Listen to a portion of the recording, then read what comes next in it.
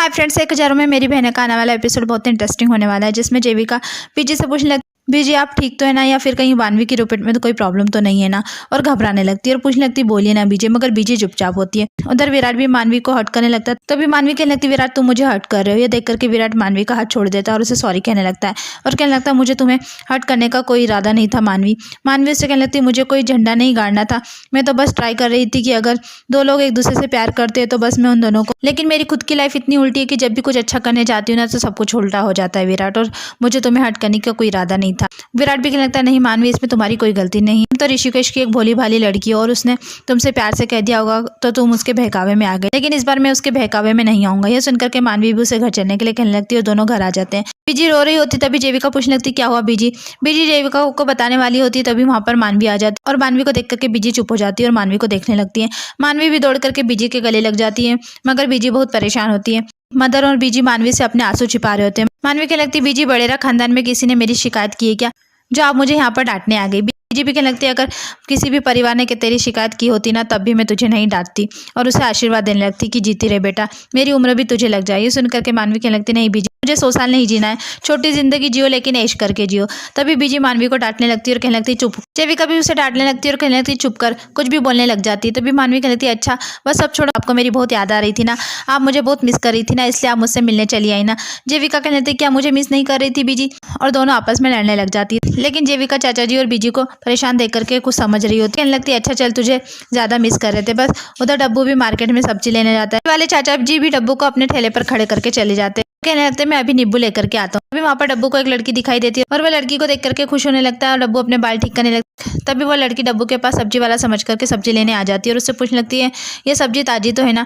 डब्बू भी उसे इम्प्रेस करने के लिए कहने लगता है अभी खेत से तोड़ करके लाया हूँ, और सब्जियां दिखाने लगता है। वो लड़की भी डब्बू से सब्जी ले लेती है, उसे पैसे दे करके कहने लगती थैंक यू भैया। ये सुनकर के डब्बू उदास हो जाता है। उधर दादाजी के पास फोन आता है और वो फोन सुन करके दादाजी परेशान हो जाते हैं। तभी स्वामिनी पूछने लगती क्या हुआ बाबूजी। दादाजी उसे बताने लगती कि पम्मी की तबीयत ठीक नहीं तो मुझे जाना होगा, तुम यहाँ पर सबको संभाल लेना स्वामिनी। तभी स्वामिनी भी कहने लगती ठीक है बाबूजी, मैं यहाँ पर सबको संभाल, बस आप बुआ जी का ध्यान रखना। दादाजी भी कहते मैं यहाँ नहीं रहूंगा, लेकिन तुम लोग होली अच्छे धूमधाम से मना। स्वामिनी भी कहने लगती ठीक है बाबूजी। उसके बाद मानवी अपने बेडरूम में होती है और उसे फिर से खांसी आने लगती है और उसे वीकनेस फील होने लगता है। मानवी खुद को संभालने की कोशिश कर रही होती और कहने लगती मानवी तुझे कुछ नहीं हुआ, ठीक है। तू सोचती है मैं थोड़ी योगा कर लूंगी ना फिर बिल्कुल ठीक हो जाऊंगी, और योगा करने लग जाती है। लेकिन मानवी का शरीर साथ नहीं दे रहा होता है, उसे चक्कर आने लगता है। वो खुद को संभालने की कोशिश कर रही होती तभी विजय आकर के बाहर नॉक करने लगती है और कहने लगती मानवी बेटा हम लोग खाना खाने जा रहे हैं, तू जल्दी से बाहर आ जा। मानवी कहने लगती बस बीजी मैं आ रही हूँ, और उठ करके वॉशरूम में चली जाती है। उसे चक्कर आने लगता है और वहाँ वो खुद को संभाल नहीं पा रही होती है। तभी बीजी सोचती है इसे इतना टाइम क्यों लग रहा है, और मदन और बीजी दोनों मानवी के रूम खोल करके अंदर चले जाते हैं, लेकिन मानवी रूम में कहीं दिखाई नहीं देती। उधर मानवी खुद को संभालने की कोशिश कर रही होती तभी बीजी वॉशरूम का दरवाजा खोल करके सामने मानवी को देखती है।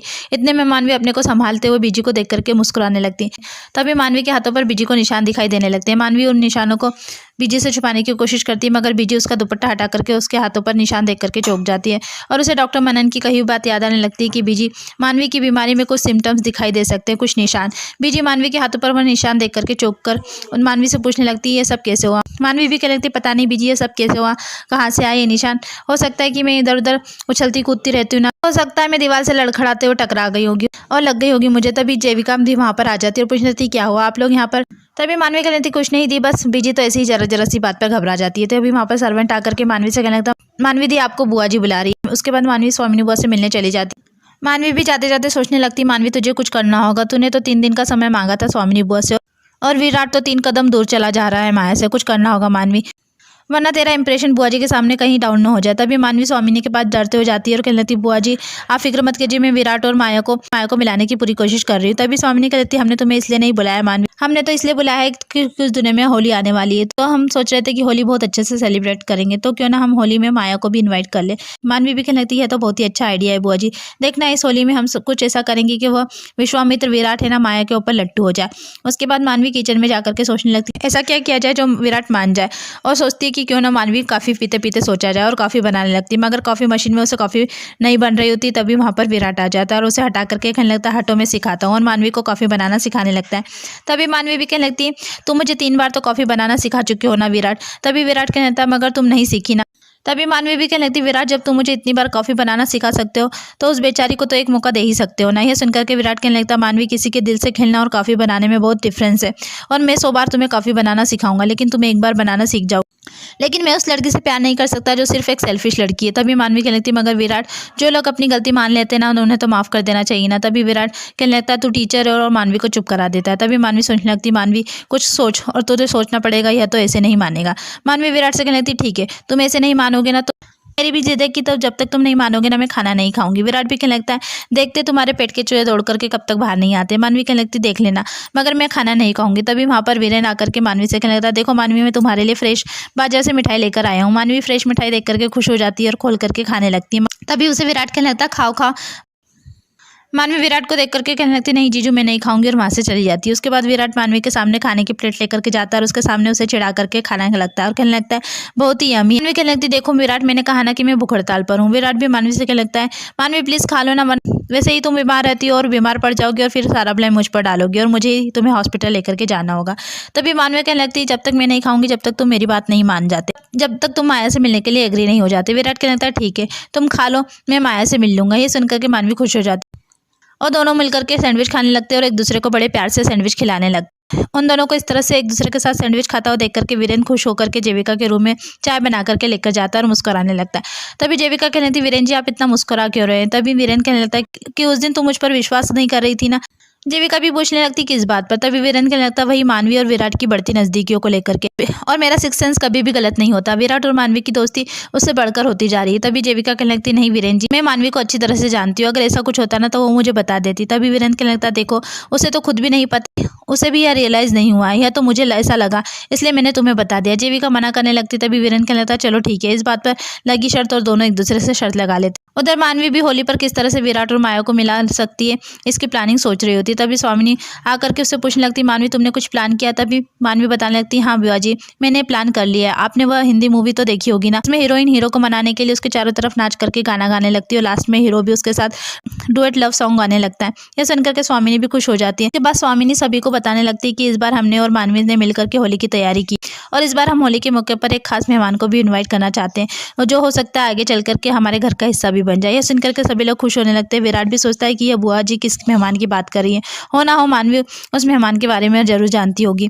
उसके बाद मानवी माया से कॉल लगा करके कहने लगती है हम ठीक 1 घंटे बाद मिलेंगे, तुमसे मिलकर के मुझे बहुत सारी बातें करनी है।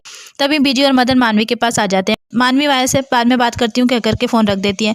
मदन मानवी से कहने लगता है कि मानवी बेटा मैं बीजी को डॉक्टर के पास लेकर के जा रहा हूँ, तुम भी हमारे साथ चलो। यह सुनकर के मानवी परेशान हो जाती है और कहने लगती है मर गई मानवी, माया को 11 बजे का टाइम दिया है मिलने का, और कहने लगती है बीजी हम कल शाम को चलेंगे ना। मदन कहने लगता है कि बेटा आज डॉक्टर के साथ 10:30 बजे का अपॉइंटमेंट है। मानवी सोच में पड़ जाती है। बीजी उसे चिल्लाने लगती क्या सोच रही तू, ऐसा कौन सा जरूरी काम जो तू अपनी बीजी के साथ डॉक्टर के पास नहीं चल सकती। तभी जेविका वहाँ पर आ जाती और जी बीजी से कहने लगती क्या बात है बीजी। तभी मदन बताता है कि बेटा बीजी को डॉक्टर के पास लेकर के जाना, तो हमने सोचा कि मानवी को भी लेकर के चले जाते हैं मगर वो मना कर रही है। तभी जेविका कहने लगती कोई बात नहीं मैं आपके साथ चलती हूँ बीजी। यह सुनकर के बीजी परेशान हो जाती है और कुछ सोचने लग जाती है और कहने लगती बेटा तुझे तो वंशिका जी के साथ शॉपिंग पर जाना है ना, तू जा। तभी वहाँ पर वंशिका आ जाती है और जेविका को शॉपिंग पर चलने के लिए कहने लगती। तभी मानवी कहने लगती दी आपको वंशिका आंटी के साथ शॉपिंग पर जाना है ना, आप जाइए मैं बीजी के साथ चली जाती है और माया को कॉल करके कहने लगती है प्लान थोड़ा चेंज हो गया है, 2 घंटे बाद मिलेंगे। उसके बाद तीनों डॉक्टर के पास जाते हैं। मानवी डॉक्टर की क्लिनिक के बाहर बैठ जाती है। बीजी और मदन डॉक्टर के पास अंदर रिपोर्ट लेकर के जाते हैं। डॉक्टर भी रिपोर्ट को देख करके बताने लगते हैं कि इसमें कोई शक की गुंजाइश नहीं है कि पेशेंट को कैंसर है। यह सुनकर के बीजी और मदन दोनों परेशान हो जाते हैं, रोने लग जाती है। तभी डॉक्टर पूछने लगती है आप पेशेंट को लेकर के नहीं आए हैं।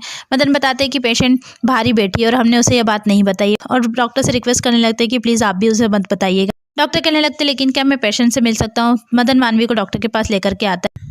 मानवी भी डॉक्टर से मिलकर के पूछने लगती डॉक्टर साहब मेरी बीजी ठीक तो है ना, आप उन्हें ऐसी दवाई दीजिए कि सारी बीमारी छूमंतर हो जाए, अगर मेरी बीजी ठीक हो गई ना तो ऋषिकेश में मैं आपके नाम के झंडे गाड़ दूंगी। मानवी की बातें सुनकर के डॉक्टर भी खुश होने लगते हैं और कहने लगते हैं आपकी बातों से तो ऐसा लगता है कि आप बहुत जिंदा दिल हैं, मुझे ऐसे लोग बहुत पसंद है। तभी डॉक्टर कहने लगता है अच्छा आपकी बीजी ने बताया कि आप भी बहुत बीमार रहती है और यह आपके हाथों पर निशान कैसे है। तभी मानवी कहने लगती पता नहीं डॉक्टर, हो सकता है मैं बहुत स्पाइसी खाना खाती हूँ ना इसलिए। डॉक्टर मानवी के निशान चेक करने के लिए कहने लगते हैं और कहने लगते मानवी मैं तुम्हारा चेकअप कर देता हूँ। तभी मानवी कहती क्या डॉक्टर साहब मैं बीमार थोड़ी ना हूँ, बीजी बीमार है, आप उनका चेकअप कीजिए। तभी डॉक्टर कहने लगता है ठीक है मानवी मैं तुम्हारी बीजी के लिए दवाई लिख देता हूँ और तुम्हारे इन दागों के लिए भी दवाई लिख देता हूँ, दवाई खा करके तुम्हारे दाग खत्म हो जाएंगे। तभी मानवी भी कहने लगती ठीक है डॉक्टर अगर आप इतना ही कह रहे हैं ना तो मैं दवाई खा लूंगी, लेकिन थोड़ी दवाई मीठी लिख करके देना। डॉक्टर भी कहने लगता है ठीक है। मानवी से कहने लगता है आप बाहर जाकर के बैठ जाइए, मैं दवाइयाँ लिख देता हूँ। मानवी बाहर चली जाती है और उसके बाद डॉक्टर भी कहने लगते हैं अब मैं समझा कि आप लोगों ने यह बात पेशेंट से क्यों छुपाई। जिंदगी से इतना प्यार करने वाले लड़के से यह बात कहना बहुत ही मुश्किल है। यह सुनकर के बीजी भी रोने लग जाती है। एपिसोड यहीं खत्म होता है। आगे की अपडेट के लिए हमारे चैनल को लाइक कीजिए, सब्सक्राइब कीजिए। Thank you.